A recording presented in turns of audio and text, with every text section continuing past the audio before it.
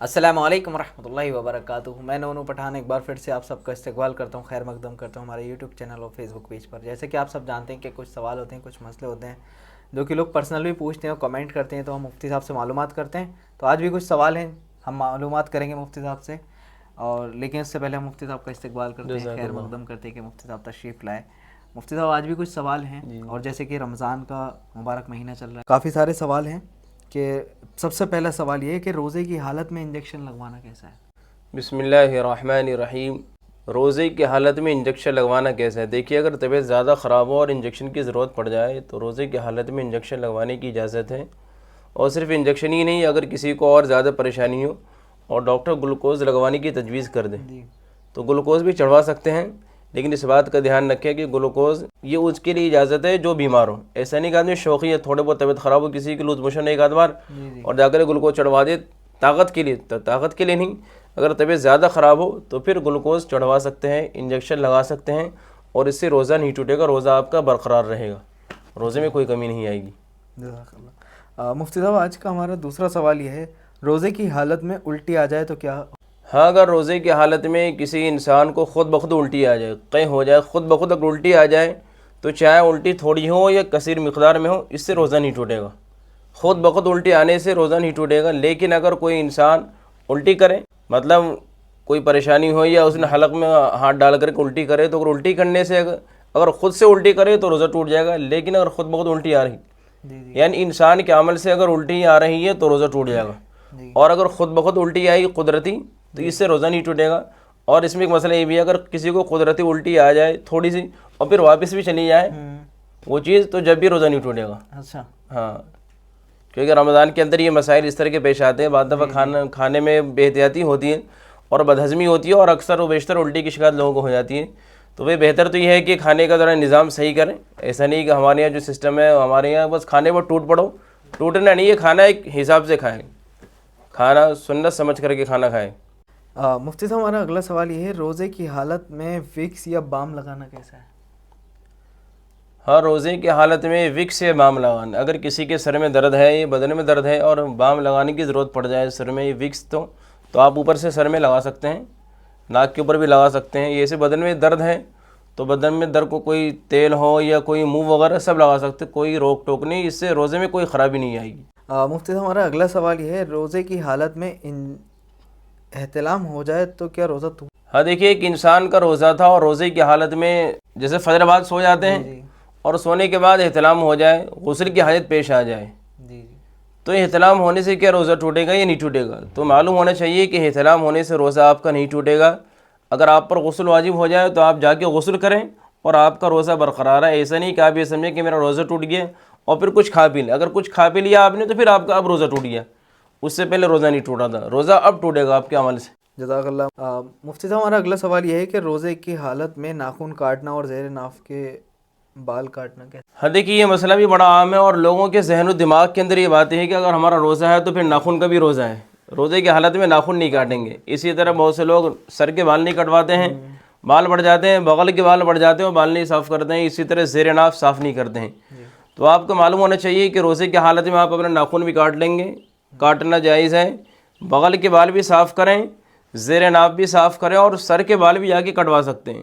یہ سب چیزیں منع نہیں ہے، نہ روزے میں کوئی خرابی آئے گی نہ روزے میں کراہت آئے گی، سب کچھ جائز ہے. ایسا نہیں کہ آپ بالکل چھوڑ دیں اور بال آپ کے بھالوں کی طرح بال ہو جائیں، تو ایسا نہیں، بلکہ صفائی آدھا ایمان ہے اسلام کے اندر. جزاک اللہ. مفتی صاحب ہمارا اگلا سوال یہ ہے، زکوٰۃ کس پر فرض ہے؟ ہاں، زکوٰۃ کس پر فرض ہے؟ دیکھیے، زکوٰۃ اسلام کا ایک اہم رکن ہے اور بنیادی ارکان میں سے، جیسے بنیادی ارکان ہے، نماز ہے اسلام کا ایک اہم رکن، روزہ ہے اسلام کا ایک اہم رکن، حج ہے. اسی طرح زکوٰۃ اسلام کا ایک اہم رکن ہے اور اسلام کی بنیاد میں سے ایک بنیاد ہے. اب زکوٰۃ کس پر فرض ہے؟ تو زکوٰۃ کی فرضیت کے لیے بحیثیت انسان کے پاس مال کے اعتبار سے، اگر اس کی ذات کے اعتبار سے دیکھیں تو زکوٰۃ فرض ہونے کے لیے مسلمان ہونا ضروری ہے. مسلمان ہونا، عاقل ہونا. عاقل سے مراد جو عقل و شعور والا ہو، پاگل ہے، ناسمجھ ہے تو اس پر زکوٰۃ فرض نہیں. اسی طرح بالغ ہونا، بالغ پر زکوٰۃ فرض ہے، نابالغ پر زکوٰۃ فرض نہیں. اسی طرح آزاد ہونا، غلام پر زکوٰۃ نہیں، آزاد پر فرض ہے، اور اسے زکوٰۃ کی فرضیت کا علم ہو اسے انسان کو کہ میرے اوپر زکوٰۃ فرض ہے. تو یہ انسان کی ذات کے اعتبار سے یہ شرائط. اب مال کے اعتبار سے کہ بھئی مال کس قدر مال ہونی چاہیے زکوٰۃ کی فرضیت کے لیے، تو جس کے بعد 52.5 تولہ چاندی ہو یا 7.5 تولہ سونا ہو، یا اتنی رقم ہو کہ جتنی رقم سے آپ 52.5 تولہ چاندی خرید سکتے ہیں. اس کی مثال میں آپ کو دیتا ہوں. یہ دیکھو 3 انگلی ہیں، 3 راستے. ایک راستہ یہ ہے، ایک یہ راستہ چاندی، اسے چاندی مان لیں، اسے سونا مان لیں، اور اسے رقم. اب یہ تینوں چیزیں اگر کسی کے پاس خالی چاندی ہو، سونا نہیں ہو، تو خالی چاندی کی مقدار ہونی چاہیے 52.5 تولہ چاندی. 52.5 تولہ چاندی گرام کے اعتبار سے 612 گرام 360 ملی گرام چاندی. جس کے پاس خالی چاندی ہو تو چاندی کی مقدار یہ ہے. اب کسی کے پاس چاندی نہیں، خالی سونا ہے، تو اگر ہم سونے میں دیکھیں گے، خالی سونے میں، تو جس کے پاس 7.5 تولہ سونا ہو، 7.5 تولہ سونا گرام کے اعتبار سے جس کے پاس 87 گرام 480 ملی گرام سونا ہو، اور کسی کے پاس نہ چاندی ہے نہ سونا بلکہ پیسے ہیں، تو اب رقم دیکھیں گے ہم، اس کے پاس اتنی رقم ہے کہ جتنی رقم سے وہ انسان 52.5 تولہ چاندی خرید سکتا ہے، تو اس پر زکوٰۃ فرض ہے. اب یہ 3 الگ الگ چیزیں آ گئی. لیکن کسی انسان کے پاس تھوڑی سی چاندی ہو، مان لیجیے 20 گرام چاندی ہو، یا چاندی کی مقدار 52.5 تولہ چاندی ہے تو کسی کے پاس 20 تولہ چاندی ہو. سونے کی مقدار جو ہے 7.5 تولہ سونا، تو کسی کے پاس 3 تولہ سونا ہو. 20 تولہ چاندی اور 3 تولہ سونا، چاندی بھی پوری نہیں ہو رہی ہے اور سونا بھی پورا نہیں ہو رہا. یہ ذرا مسئلہ غور کریں اس کے اوپر کہ چاندی پوری نہیں ہو رہی ہے اور سونا بھی پورا نہیں ہو رہا ہے، اور اس کے بعد کچھ رقم بھی ہو، مان لیجیے 10,000 یا 5,000. تو اب تینوں کو ملائیں گے، چاندی بھی ملائیں گے، سونا بھی ملائیں گے، اور رقم کو بھی ملائیں گے. اور چاندی سونا بیچنے کے اعتبار سے ہم اسے کس ریٹ میں بیچیں گے؟ جو چاندی زیور کی شکل میں یا کسی اور چیز کی شکل میں، خرید کے اعتبار سے نہیں، بیچنے کے اعتبار سے. اگر بیچنے کے اعتبار سے اتنے پیسے ہو جاتے ہیں، اتنے روپے ہو جاتے ہیں کہ جتنے روپے سے ہم 52.5 تولہ چاندی خرید لیں، اگر 52.5 تولہ چاندی خریدنے کی رقم ہو جاتی ہے آپ کے پاس، تو اس پر زکوٰۃ فرض ہے. اور اسی طرح اس مال پر سال گزرنا بھی شرط ہے. مال پر سال گزرنا شرط ہے. اگر مال پر سال نہیں گزرا تو پھر زکوٰۃ فرض نہیں ہے. اب سال کے درمیان میں مال گھٹ جائے بڑھ جائے، ایک انسان مان لیجیے آج 12 رمضان ہے، 12 رمضان میں کسی کے پاس 1 لاکھ روپے ہے. اب پورے سال کبھی مال بڑھا بھی کبھی گھٹا بھی، مان لیجیے گھٹے گیا ہو، 1 لاکھ سے 10,000 ہو، 20 سال میں کبھی کچھ رہا ہو، لیکن اگلے سال 12 رمضان کو پھر اگر 1 لاکھ روپے ہو جاتے ہیں.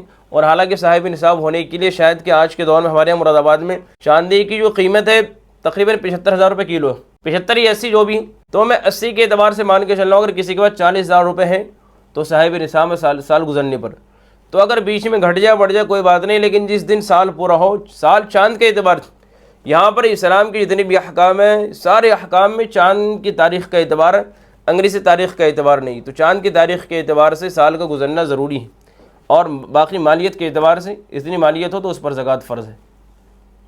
جزاک اللہ.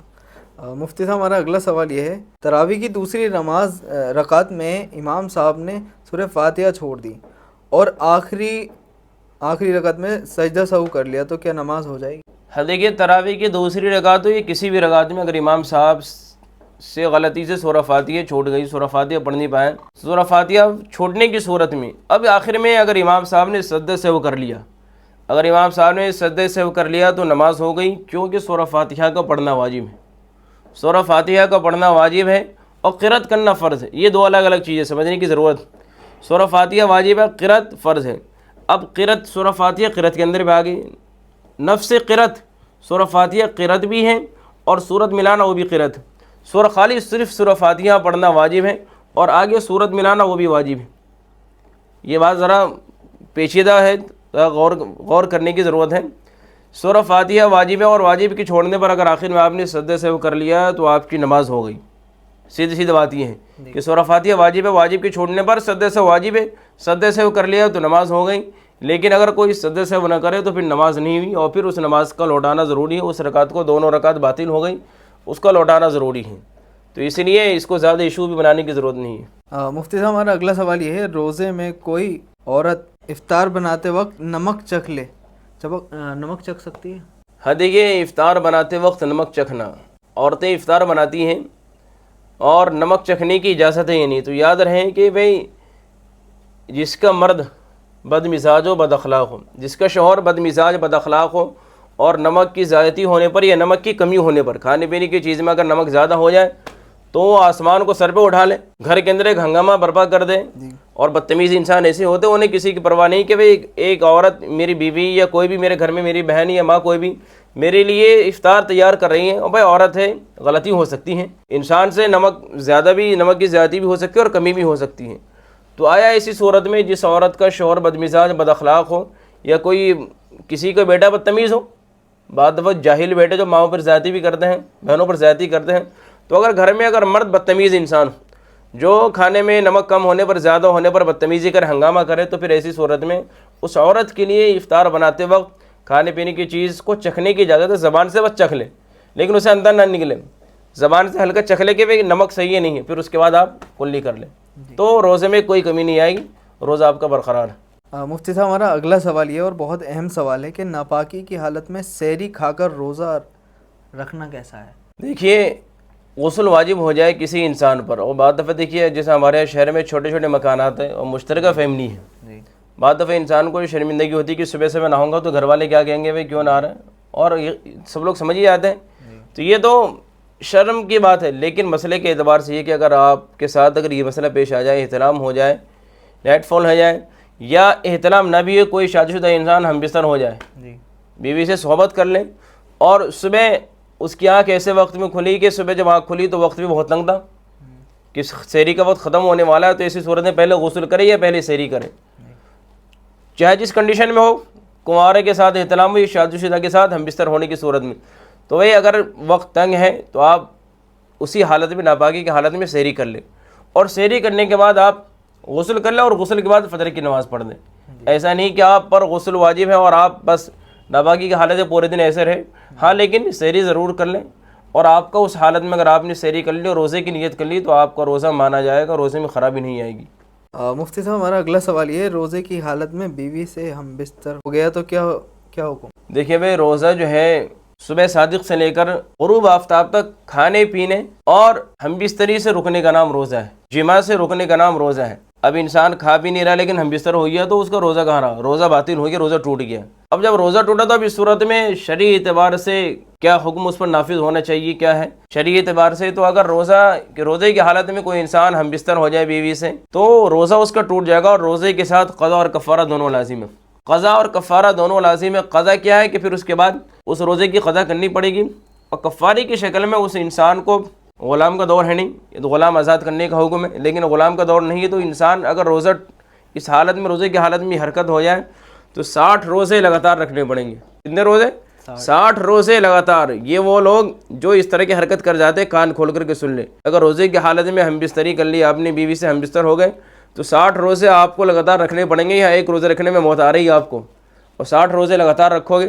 اور اگر 60 روزے رکھنے کی بھی طاقت نہ ہو تو پھر 60 مسکینوں کو دونوں وقت پیٹ بھر کر کے کھانا کھلانا چاہیے, یہ کھانا کھلانا پڑے گا. یہ حکم ہے اس روزے کو توڑنے پر, قضا اور کفارہ دونوں لازم ہے. جزاک اللہ خیر. آج کے جتنے بھی سوال تھے وہ مکمل ہوئے, باقی آپ کامنٹ کریں, انشاءاللہ اگلی ویڈیو میں معلومات کریں گے مفتی صاحب سے. تب تک کے لیے آپ اپنا خیال رکھیں اور اس ویڈیو کو شیئر کریں تاکہ اور لوگوں کو معلومات ہو. السلام علیکم ورحمۃ اللہ.